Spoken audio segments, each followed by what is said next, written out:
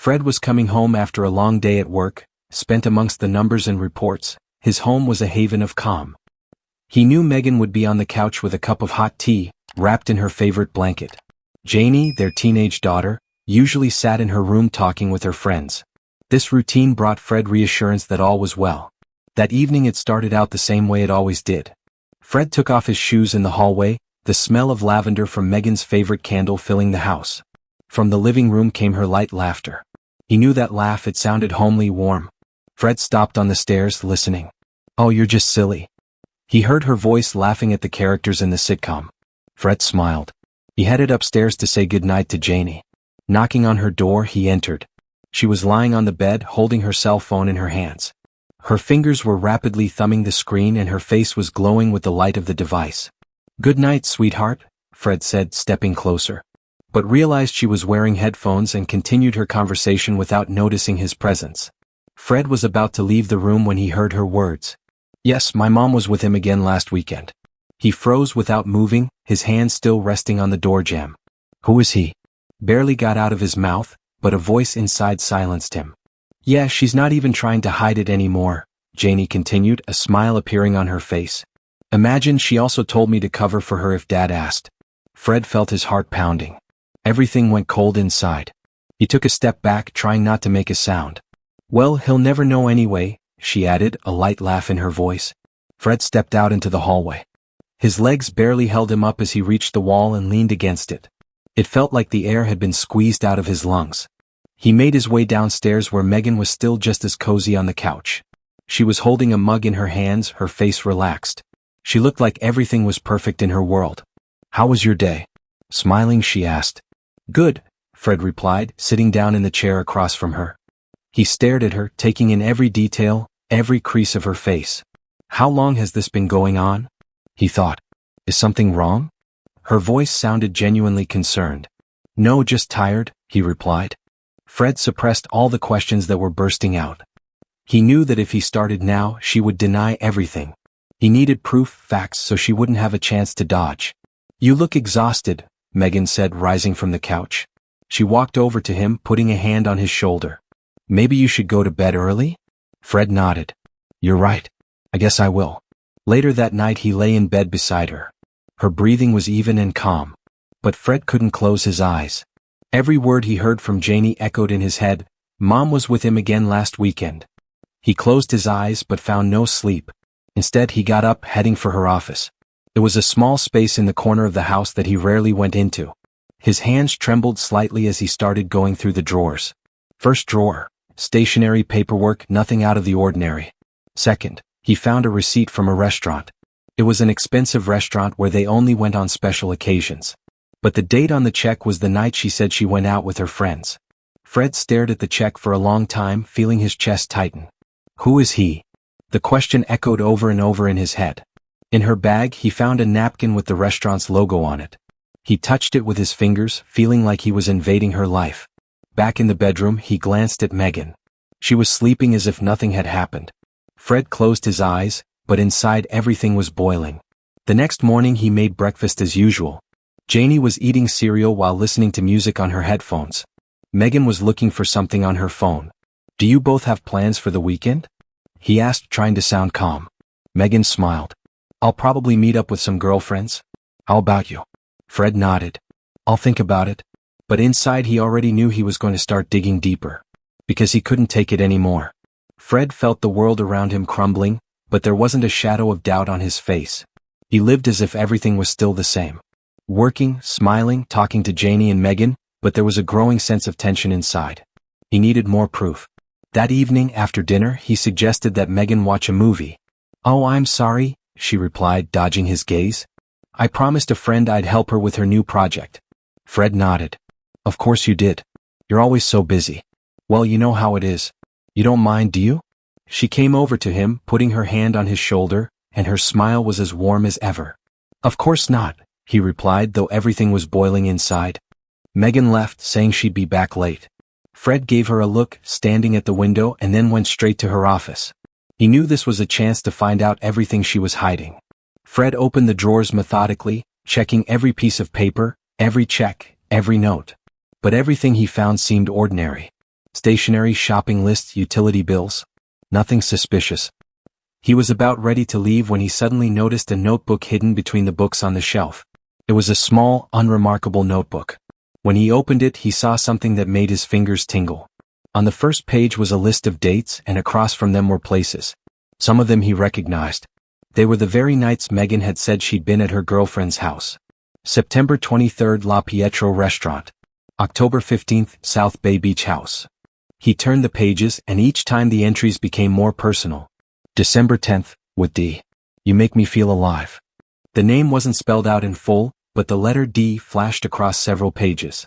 D. Fred whispered. Who are you? His head spun. He slammed the notebook shut and put it back down. It was clear to him now, she wasn't just deceiving him. She was leading a whole double life. When Megan returned late in the afternoon, Fred was sitting in a chair, pretending to doze off. She closed the door carefully, walked past him, and froze when she saw him raise his head. Are you still awake? I couldn't sleep, he answered. How's your friend? Fine, Megan smiled. She said hi to you. She did? Fred smirked. I wonder what kind of friend this time? Megan froze for just a moment but recovered quickly. Kate, of course. You know her. Of course I do, Fred replied calmly. She kissed him on the cheek, not noticing his tension, and left for the bedroom. The next day, Fred continued his search. He remembered that Megan sometimes left her phone in the kitchen when she went to shower. He didn't like prying into other people's lives, but right now it was the only way to find the truth. When he heard the sound of water running in the bathroom, he gingerly picked up her phone. The password was simple: Janie's birthday. Entering her messages, he felt his breathing quicken. There were correspondences with several friends, but one stood out, one with a man signed simply D. He opened the chat and the first message made his chest clench. Last night was amazing. I can still feel your touch. Fred slowly leafed through the correspondence. The messages were intimate, full of hints about their meetings, places they'd been, and plans for the future. When can we see each other again? I miss you. You're the only one who makes me happy. Fred closed his eyes, feeling the world crumble around him. In the evening, he tried to talk to Janie. She was sitting in her room, engrossed in leafing through her cell phone. Janie, he called, sitting down on the edge of her bed. Yes, Dad? I was wondering, he paused, gathering his wits. About Mom. Janie looked up sharply. What about her? Is she seeing someone a lot? I mean, other than her girlfriends. Janie blushed and looked away. Dad, I don't know what you're talking about. Do you? He asked gently but insistently. You've always told me the truth, haven't you? It doesn't mean anything, she blurted out. It's just, she deserves to be happy, Dad. Fred felt his heart clench. What about me? He asked quietly. Don't I deserve that? Janie looked up at him, her eyes glistening with tears. I didn't want it to be like this. Then why didn't you say anything? Because she's my mom. Janie shouted. I couldn't betray her. Fred stood up, his hands trembling. Could you have betrayed me? She answered nothing, and he left the room, feeling his anger overwhelm him. Later that night he found himself in her office again. He found the date of the next meeting with D written down. Now I know where you'll be, he thought, clenching his hands into fists. Fred decided he wasn't going to wait any longer. The truth was ahead, no matter how painful it turned out to be. Fred lay awake all night replaying the events of the last few days. The conversation with Janie, Megan's correspondence, the notebook, all of it pointed to one thing. He could no longer trust his wife. By the time it got light, he had no doubt. He had to leave. But first he had to finish his search. The next day, after waiting for Megan to leave the house, Fred returned to her office again. He sat down at his desk, his hands trembling slightly. He realized that this moment could change everything. His gaze fell on the drawer where her laptop lay. He hadn't paid much attention to it earlier, but now he decided to check it out. The laptop was locked, but Fred knew her habits and easily picked up the password. When the screen lit up, he immediately saw many browser tabs, but one caught his eye. It was email. He opened it and saw emails from D. I can't wait for Saturday. Do you still remember our deal? Just you and me, no stress. You're everything I want, Megan. You make me feel real. Fred copied the correspondence onto a flash drive. He had proof now, but every word he read stabbed into him like a dagger. He began to prepare for his departure. He transferred the money into a separate account, packing at night while Megan slept. Her calm face as she lay beside him made him bitter. How long has she been lying to me? How many times has she sat at this desk, texting him, pretending everything's okay? Everything he packed was a reminder of what he was losing. But he realized he couldn't go on living like this. Friday turned out to be an ordinary Friday. At dinner, Megan seemed calm, even animated. Janie was her usual self, although she avoided making eye contact with her father. "What are your plans for tonight?" Fred asked, looking across the table at his wife. Megan smiled. "Just relaxing, I guess. Maybe take a bath and read." "Sounds good," he nodded, pretending to believe her. Janie looked up at her mother, then at her father, but remained silent. After dinner, Megan retired upstairs, ostensibly to rest, but half an hour later Fred heard her office door slam quietly shut. Fred waited, lurking in his office. When he heard the front door slam, he quickly looked out the window. Megan was coming out of the house, dressed in an elegant black dress. She got into her car and drove off without looking back. "Let's get started," Fred said quietly to himself as he grabbed his car keys. He knew in advance where she was headed. Megan had mentioned this place in her notes. It was an expensive establishment on the other side of town where they had once gone together. Fred parked in front of the restaurant. His heart was beating like a drum, but he was determined. He saw Megan get out of the car and head toward the entrance. Fred entered the restaurant following her, trying to keep his distance. The soft light from the chandeliers illuminated the tables covered with white tablecloths. Megan sat at one of them, her face lighting up as a man approached her. He was tall, athletic build, with graying temples, dressed in an expensive suit. Megan reached up to hug him. Fred felt his body tense up. He quickly sat down at the nearest table, trying to remain inconspicuous. "You're beautiful as always," the man said, sitting down across from Megan. "Thank you, Daniel." Her voice sounded soft and warm. Fred clenched his fists. It was the first time he'd ever heard the name D. "Are you sure he doesn't suspect anything?" Daniel asked, leaning forward.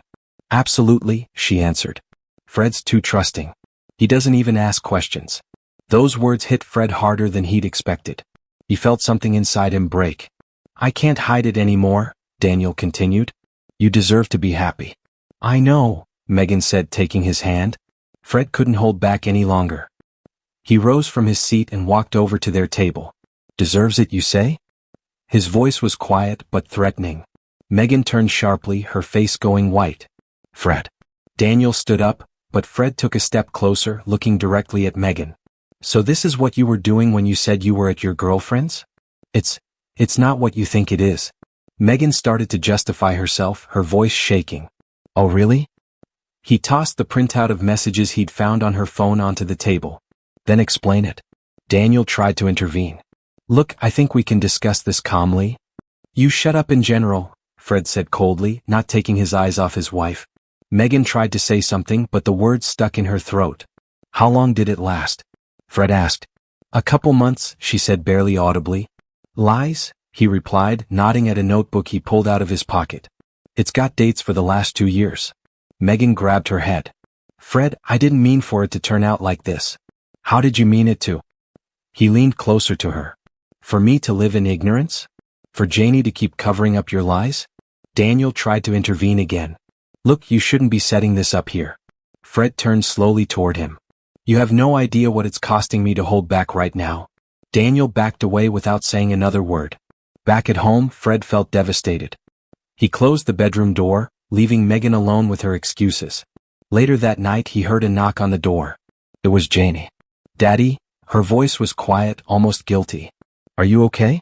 He looked at her, her eyes full of tears. "I knew," she said. "I knew all along. Why didn't you say anything?" He asked, his voice full of pain. "I was afraid you couldn't handle it and would leave us." Her voice trembled. "Did you think I wouldn't recognize that?" Janie lowered her head. "I'm sorry." Fred felt tears come to his eyes, but he held back. "You know what, Janie?" he said after a long pause. "I can't stay here any longer." "What?" "I'm leaving." Her face contorted in pain. "No, Daddy, please. You've seen all this time what's been going on and you've done nothing. I can't live with this." Fred then pulled out his suitcase, which had been packed in advance. He hesitated, gathering his thoughts, even though the decision had been made long ago. He needed to leave. Megan entered the room, her face pale. She noticed the suitcase immediately, and her eyes filled with alarm. "What are you doing?" she asked, her voice trembling. Fred turned, looking straight at her.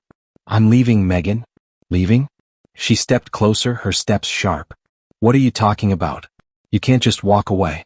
"I can," he said quietly but firmly. And I'm leaving. Megan grabbed his arm, her voice turning hysterical. No. We can fix this. I know I messed up, but I'll fix it. Please, Fred, don't do this.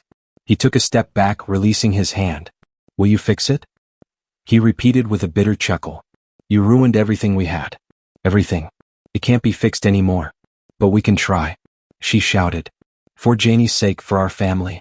Fred looked at her, and there was no longer the pain in his eyes that she was used to seeing. For the sake of our family? His voice was cold, almost emotionless. Were you thinking about family when you met him? Were you thinking about Janie when you involved her in your deceptions? Megan was silent, her lips quivering. I made a mistake, she whispered. A mistake? Fred exhaled sharply as if he couldn't believe his ears. It's not a mistake, Megan. It's a betrayal. She sank down on the bed, covering her face with her hands. Please, she said through her tears. Please, Fred, give me another chance. He looked down at her, his heart growing heavier by the second. It's too late, he finally said. I'm filing for divorce. Megan raised her head sharply, her face contorted with pain. No. You can't do that. You're just angry, but it'll pass. Fred picked up the suitcase again and headed for the door. You're right, I was mean, he said without turning around. But it's past. Now I just want to leave. What about Janie? She shouted, rising to her feet. Are you going to leave her? Fred stopped in the doorway. I'm not leaving her. I'm leaving her with you because I know she loves you more. But that doesn't mean I'm going to stop being her father. Megan ran after him, grabbing him by the sleeve of his coat. Don't go. Please. Fred turned around, his gaze hard. You've already lost me, Megan. Goodbye. The next morning, Fred visited the lawyer's office. He signed the divorce papers, feeling strangely relieved. It was a step he should have taken a long time ago, but only now realized it. Later, sitting on a park bench, he dialed Janie's number. Daddy? Her voice was quiet. Hi, honey. I wanted you to be the first to know. I filed for divorce. There was a long silence on the other end of the line before Janie answered. I understand. I'll always be there for you, he assured her. I know, Dad. Just be happy, okay? Fred felt his eyes fill with tears. I'll try. Fred sat behind the wheel, looking at the road that stretched ahead as if inviting him into the unknown. Behind him was a house filled with memories, deceit, and pain. Now his future was a blank slate, but that didn't bring relief, more a sense of anxious anticipation. By the time he reached the small coastal town, the sun was already slipping toward sunset. He stopped in front of a modest two-story house with a sign that read, For Rent. The owner, an elderly woman named Mrs. Harper, met him on the doorstep with a warm smile. Welcome, Mr. Logan. I hope you'll like it here.